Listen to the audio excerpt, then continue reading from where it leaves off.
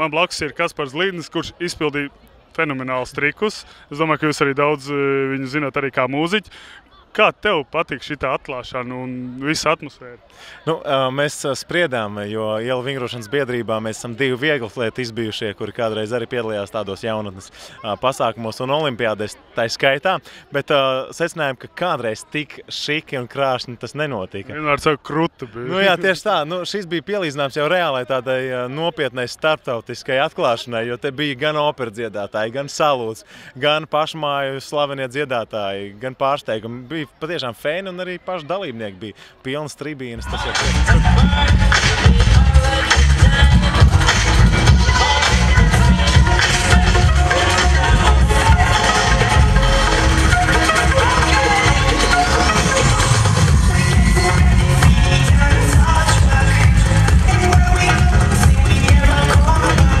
mēs arī paši secinājām, mums bija ļoti liels gods šeit piedalīties, lai gan mēs esam bijuši ar vingrotājiem un es kā mūziķis ļoti daudzos pasākumos redzējuši daudz ko, bet šis patiešām arī mums lika adrenalīnam parādīties vairāk un pašiem gribējās tā, ka sen nebija bijis tik pozitīvs pasākums.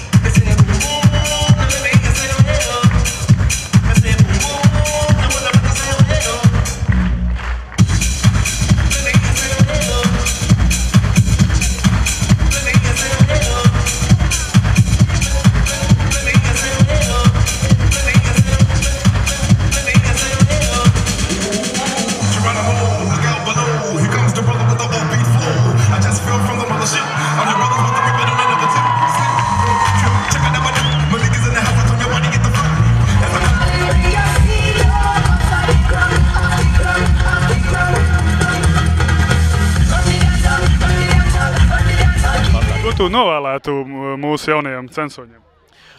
Mēs secinājām to, ka šeit, tā kā runā funkcionāri, viņiem ir grūtāk kaut ko novēlēt no sirds, jo reti kurš no viņiem pats ir skrējis kaut vai 400 metrus. Ir funkcionāri, es zinu, ka ir. Tur nav galīgi tādi visi sportisti. Bet es vēlētos novēlēt skriešanā nepakrist tomēr uz tā sarkanā seguma, jo tad, kad nokrīt, tad ceļgals ir pušs un tomēr mēģināt noturēties uz kājām. Es zinu, cik tas ir grūti pie finiša, bet turieties, mēs ar jums.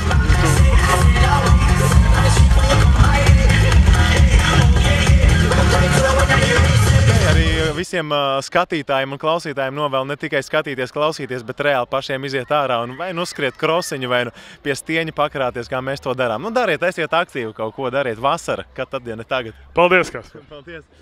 Super!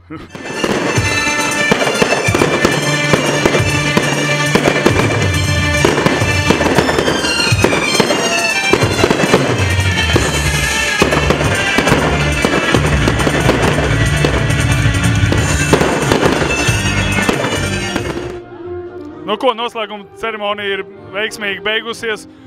2220 dalībnieki ies cīņā par olimpiskajām medaļām, bet mēs taisīsim reportāžas un atspoguļosim mūsu video sižetos.